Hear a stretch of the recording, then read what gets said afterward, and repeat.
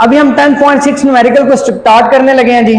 पहले इसके स्टेटमेंट को पढ़ते हैं। ए wooden ball vibrating into the water surface in a ripple tank. Ripple tank के अंदर पानी और उसकी सरफेस यानी सतह के ऊपर वो एक लकड़ी का टुकड़ा तैर रहा है। तो हम क्या करेंगे, हैज अ फ्रीक्वेंसी 12 हर्ट्ज। उसकी फ्रीक्वेंसी कितनी है, 12 हर्ट्ज, यानी 12 हर्ट्ज फ्रीक्वेंसी आपके पास उसकी मौजूद है।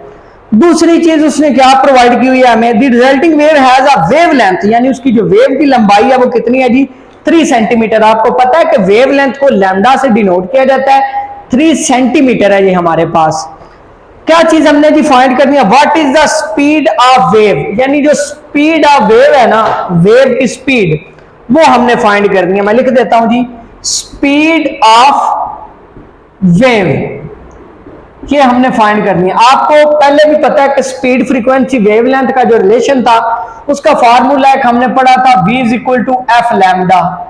इसमें वेवलेंथ भी है, फ्रीक्वेंसी भी है, और ये हमारे पास क्या चीज आ जाती है, speed.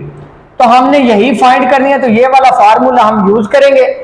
v is equal to f, f frequency कितनी है जी, 12 हर्ट्ज, मैं लिख देता हूं। उसके बाद लैम्डा 3 सेंटीमीटर।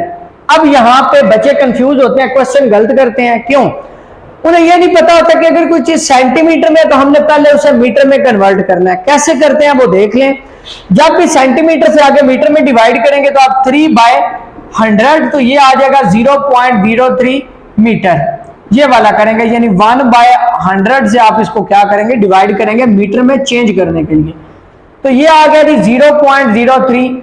अब इसको मल्टीप्लाई करेंगे, ये हमारे पास आ जाएगा 0.36 मीटर पर सेकंड, क्योंकि आपको पता है कि स्पीड का यूनिट मीटर पर सेकंड होता है। अभी हम 10.7 न्यूमेरिकल को स्टार्ट करने लगे हैं। इसके स्टेटमेंट को पढ़ते हैं जी। It transverse waves produce on a spring has a frequency of 190 hertz. सबसे पहले उसकी फ्रीक्वेंसी कितनी है जी, 190 हर्ट्ज।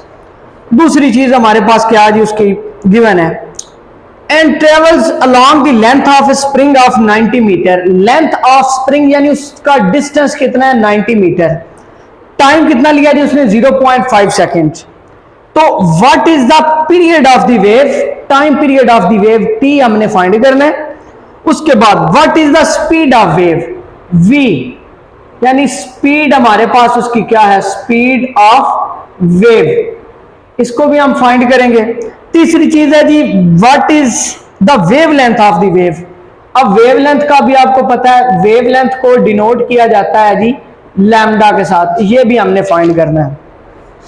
स्टार्ट करते हैं जी। अच्छा जी देखिए, फ्रीक्वेंसी उसने दी हुई है, लेंथ ऑफ स्प्रिंग यानी स्प्रिंग की लंबाई। उसके बाद हमारे पास क्या है जी, टाइम यानी वक्त। टाइम पीरियड यानी वो ड्यूरेशन जिसमें उसने ये फासला एक वाइब्रेशन तय की है, उसको टाइम पीरियड का नाम देते हैं। आपको याद होगा हमने एक चीज पढ़ी हुई है कि F is equal to 1/t होता है और T is equal to 1/f होता है। तो ये वाला हम जो रिलेशन है ना ये यूज करेंगे, पीछे हम यूज करके आए हैं ये वाला फार्मूला। तो T is equal to 1/f, क्योंकि फ्रीक्वेंसी हमारे पास ऑलरेडी गिवन है। तो 1/190।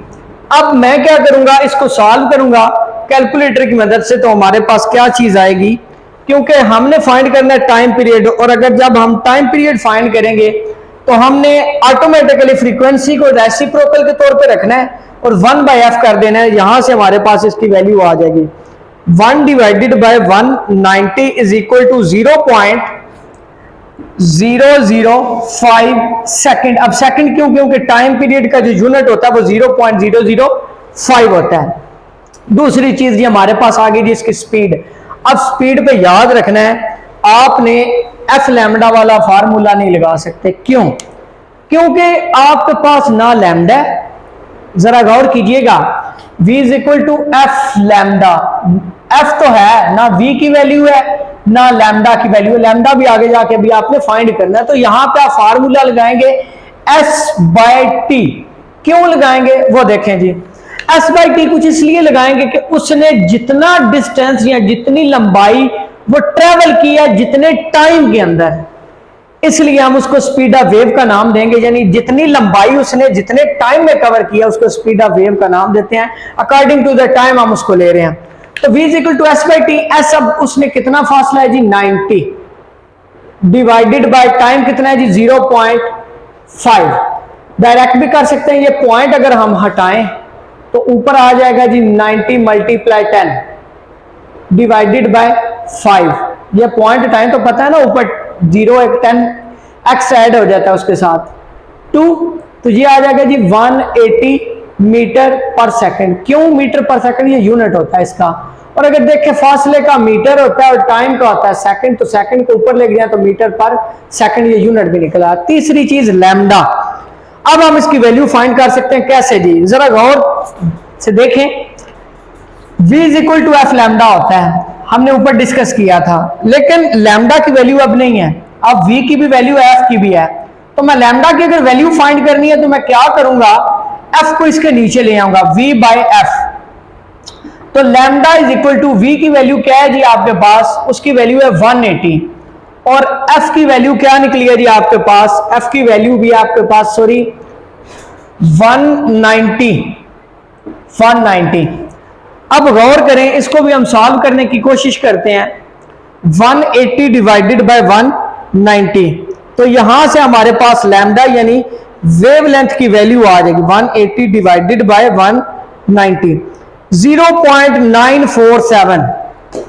0.947 7 है तो यहां पे 5 लिख देंगे, 0.95 मीटर ये जी लंबाई है। और इसका लैम्डा के साथ मैं 0.95 मीटर इसलिए लिखूंगा क्योंकि बेसिकली ये एक लेंथ होती है, लंबाई होती है किस चीज की? वेव की, इसलिए मैं इसको साथ लिख दूंगा। हमारी तीनों चीजें जो हमने फाइंड करनी थी इस न्यूमेरिकल के अंदर प्रूव हो गई हैं। चलें जी अभी 10.8 न्यूमेरिकल को देखते हैं। Water waves in a shallow dish are 6.0 centimetre long, यानी उनकी जो वेव लेंथ है ना वेव्स की, वो कितनी है जी 6 सेंटीमीटर, मैंने लिख दिया। At one point the water moves up and down at the rate of 4.8 oscillation per minute. जब ये वाला लफ्ज आएगा या ये चीजें आएंगी तो याद रखना है बेसिकली ये ऑसिलेशन पर सेकंड है। अगर आप जाएं तो फ्रीक्वेंसी की डेफिनेशन होती है ये, तो वहां से ये चीजें हम उठाते हैं। तो फ्रीक्वेंसी बेसिकली ये दी गई है कि 4.8 हर्ट्ज है। और आपको खुद भी पता होना चाहिए कि ये ऑसिलेशन पर सेकंड जो होती है हर्ट्ज को डिनोट करी होती है, और हर्ट्ज की उसका यूनिट होता है फ्रीक्वेंसी का। क्या क्या चीजें हमने जी फाइंड करनी है? What is the speed of water wave v, और उसके बाद what is the period of water waves, period यानी टाइम पीरियड। ये दो चीजें हमने फाइंड करनी है। Let's start. v is equal to f lambda, ये सेम टू सेम एक ही फार्मूला बार बार रिपीट हो रहा है, तो इसलिए इसको फोकस करना है इस पे, और एक आप इसके रिलेशन को दोबारा से अच्छे से याद कर लेना है, क्योंकि वो मैंने बोला था कि लॉन्ग में भी आ सकता है, शॉर्ट में भी आ सकता है। अब देखें जी, बात दोबारा आई है कि 6 सेंटीमीटर है, तो मीटर में चेंज करने के लिए क्या करेंगे? Divided by 100, 0.06 metre. अब पुट करें v is equal to f lambda, frequency कितनी है जी 4.8, और लैम्डा कितना है जी आपके पास 0.06 मीटर। ये वाली चीज जो आपके पास गिवन है, मल्टीप्लाई करें जी। चलें जी स्टार्ट करते हैं, मल्टीप्लाई करते हैं, क्या आंसर आता है। जब हम इन दोनों को मल्टीप्लाई करेंगे तो हमारे पास निकल आएगी जी स्पीड ऑफ वाटर वेव, यानी जो उसकी स्पीड होगी वो हमारे पास निकल आएगी 4.8 मल्टीप्लाई 0.06, 0.288। अगर हम इसको फिगर आउट करें तो ये 0.29 भी हो सकती है मीटर पर सेकंड। अगर ये लिखना चाहें तो तब भी ठीक है, कोई इशू नहीं। ये हमारे पास आ गई जी स्पीड ऑफ वेव्स। अब हमारे पास क्या चीज आती है जी, अगर हम गौर से देखें तो वो कुछ इस तरह से आती है कि, बल्कि आप इसको ऐसे ही रहने दें, टाइम पीरियड ये हमने फाइंड करना है। t इज इक्वल टू होता है जी 1/f, क्योंकि हम पढ़ के आए हैं कि फ्रीक्वेंसी और टाइम पीरियड एक दूसरे के रेसिप्रोकल होते हैं। तो हम जब इसको फाइंड करेंगे t is equal to 1/f, तो पुट करेंगे इसके अंदर। कैसे पुट करेंगे जी, देखें 1 डिवाइडेड बाय फ्रीक्वेंसी कितनी है जी 4.8, इसको अब सॉल्व करते हैं जी। 1/4.8, तो इसका हमारे पास आता है जी 0.208। 0.208, हम इसको लिख सकते हैं 0.21 सेकंड। सेकंड क्यों आया? क्योंकि टाइम का जो यूनिट होता है हमारे पास वो सेकंड होता है। अभी हम 10.9 को स्टार्ट करेंगे न्यूमेरिकल को। At one end of a ripple tank 80 centimetre across a 5 hertz vibrator produce waves whose wavelength is 40 millimetre. Wavelength 40 millimetre है, फ्रीक्वेंसी 5 हर्ट्ज है, और रिपल टैंक कितना है जी? 80 सेंटीमीटर लंबा, या उसकी चौड़ाई जो है वो 80 सेंटीमीटर है, एक जो इसकी साइड है। Find the time the waves need to cross the tank. Time हमने जी फाइंड करना है। टाइम हमारे पास क्या है, कैसे फाइंड करना है? देखें जी, ये हमारे पास एक वन एंड की उसने लेंथ दी 80 सेंटीमीटर, इसको पहले तो मीटर में चेंज करें ना, डिवाइडेड बाय 100, तो ये आ जाएगा 0.8 मीटर। अब मिलीमीटर आ गया है, पहली दफा है इन पूरे न्यूमेरिकल्स के अंदर इतना छोटा यूनिट, काफी चला गया। 1 मीटर के अंदर याद रखना है 1000 मिलीमीटर होता है, तो हम इसको डिवाइडेड बाय 1000 करेंगे। इसको एक और आसान कर लेते हैं। साइंटिफिक नोटेशन आपने चैप्टर नंबर 3 मैथ के अंदर पढ़ी हुई थी, और फिजिक्स के नाइन्थ फिजिक्स के चैप्टर नंबर 1 में भी थी। तो आप इसको 10 की पावर 3 भी लिख सकते हैं। इसको जब आप ऊपर लेके जाएंगे तो ये क्या आ जाएगी? 40 मल्टीप्लाई 10 की पावर -3, यानी यहाँ पे प्लस है तो ऊपर जाके ये -3 हो जाएगी।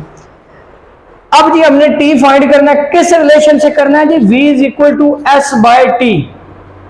तो t को एक साइड पे रखें जरा, तो क्या आ जाएगा जी? s by v।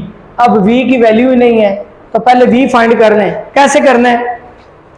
v is equal to f lambda, ये तो पढ़ा हुआ है ना आपने। फ्रीक्वेंसी कितनी है जी? 5 हर्ट्ज। लैम्डा कितना निकला है जी? माशाल्लाह आपके पास 40 मल्टीप्लाई 10 की पावर -3। आप सिंपली इनको मल्टीप्लाई करें ना, पहले ये आ जाएगा 200 मल्टीप्लाई 10 की पावर -3। अब इस 10 की पावर 3 को दोबारा नीचे ले आए। अगर आपने और मजीद इसे छोटा करना है ना, या आप सॉल्व करना चाहते हैं, तो देखें जी कुछ ऐसे किया था, 10 की पावर -3 था, तो इसे नीचे ले आते हैं, या मल्टीप्लाई एंड डिवाइड करके देख लेते हैं। तो क्या आ जाएगा? 10 की पावर 3, 200 डिवाइडेड बाय 1000, ये 2 इसके साथ गए, तो ये 2 है, तो ये आ जाएगा हमारे पास 0.2। क्या चीज आई है जी? Speed, metre per second. अब मैं वैल्यू पुट कर सकता हूं, t is equal to s by v. s अब हमारे पास क्या है जी? 0.8, और v क्या है जी हमारे पास? v हमारे पास है जी 0.2। ये इससे कट गया, तो 2 4 के साथ, तो 4 सेकंड जी हमारे पास इसका टाइम निकल आया। अभी हम 10.10 न्यूमेरिकल को स्टार्ट करते हैं। अच्छा जी, what is the wavelength of radio waves? Wavelength यानी लैम्डा हमने फाइंड करना है। उसमें क्या क्या चीजें हैं जी? Transmitted radio wave transmitted by an FM station at 90 megahertz. अब यहां पे एक लफ्ज नया m, इसको बोलते हैं जी मेगा। ये अगर याद हो आपने अपने जो प्रीफिक्सेस वाले थे ना, चैप्टर 9th क्लास का चैप्टर 1, उसमें ये लफ्ज यूज किए थे मेगा। 10 की पावर 6 इसकी वैल्यू होती है। 1 मेगा इज इक्वल टू 10 की पावर 6, ये याद रखना है आपने। तो where 1 mega is equal to 10 की पावर 6, उसने वैल्यू भी साथ दे दी। And speed of radio wave is 3 multiply 10 की पावर 8 मीटर पर सेकंड। ये 2 चीजें प्रोवाइड है, आपने लैम्डा डिफाइंड करना है। रिलेशन कौन सा यूज करेंगे जी? v is equal to f lambda. ये v बेसिकली होता है स्पीड जो होती है। लैम्डा हमने फाइंड करना है, तो हम जी क्या करेंगे? v by f. चलें जी वैल्यूज पुट करते हैं। v की वैल्यू क्या है जी आपके पास? 3 मल्टीप्लाई 10 की पावर 8 डिवाइडेड बाय फ्रीक्वेंसी कितनी है जी? 90 मल्टीप्लाई 10 की पावर 6। 6 क्यों लिखा जी मैंने? आपको पता होगा कि 6 मैंने इसलिए लिखा है 90 मल्टीप्लाई 10 की पावर, क्योंकि ये मेगा था और मेगा की जगह 10 की पावर 6 आया, ऊपर हमने लिखा हुआ है ये 10 की पावर 6। अब 3 को इससे डिवाइड करेंगे, क्या आ जाएगा जी? 10 की पावर 8 बटा 30 मल्टीप्लाई 10 की पावर 6। इस 10 की पावर 6 को ऊपर ले जाएं, बेस सेम हो तो पावर आपस में ऊपर लेके जाए तो माइनस हो जाती है, और नीचे लेके आए अगर ये, तो ये वाली माइनस हो जाती है। तो ये यहाँ पे प्लस है, इसको ऊपर लेके जाएंगे तो ये हो जाएगी minus. Lambda is equal to 10 की power 8 minus 6 divided by 30 multiply 1 कर लें अगर आप करना चाहते हैं तो ये अब हमारे पास क्या आ जाएगी जी वैल्यू। मैं बिना कैलकुलेटर के कर रहा हूं, ये बात आपने याद रखनी है। लैम्डा इज इक्वल टू 10 की power 8 minus 6 two divided by 30। अब ये क्या आ जाएगा हमारे पास 10 की पावर, अगर आप देखें तो कितना आ जाएगा 100, 2 है डिवाइडेड बाय 30। तो आप इसको सॉल्व करें तो क्या आ जाएगा 90, 3 3 आर 30 को 3 से ज़रब दें तो 90 आता है। आपके पास ये क्या चीज 10.0, फिर दोबारा वही चीज 90, तो ये चीज रिपीट होती जाएगी। तो इसका लैम्डा कितनी निकलेगी जी 3.33 मीटर हमारे पास निकल आएगी। ये हमारे पास इसकी जी वेवलेंथ है। उम्मीद है आपको ये सारे न्यूमेरिकल सारे के सारे हो गए हैं, बड़े आसान अल्फाज में समझाए हैं। आपको पता है कि लॉन्ग क्वेश्चन के तौर पे न्यूमेरिकल एक आ जाता है और शॉर्ट क्वेश्चन में भी ये छोटे जो न्यूमेरिकल होते हैं आ जाते हैं। बाकी एमसीक्यूज में आ सकता है कि 1 मेगा 10 की पावर 6 होता है, क्योंकि पहली दफा ये यूज हुआ है। और अगर आप पिछले में देखें तो वहां पे मिलीमीटर था। तो ये सारी चीजें हम नई नई सीख रहे हैं, बेशक हम पीछे पढ़ गए हैं लेकिन यहाँ पे सीख रहे हैं। उम्मीद है आपको समझ आ गई होगी। अगर आपको लगता है कि इससे भी बेहतर की गुंजाइश है तो काइंडली हमें जरूर इस बारे में इतला कीजिएगा। जज़ाकल्लाह।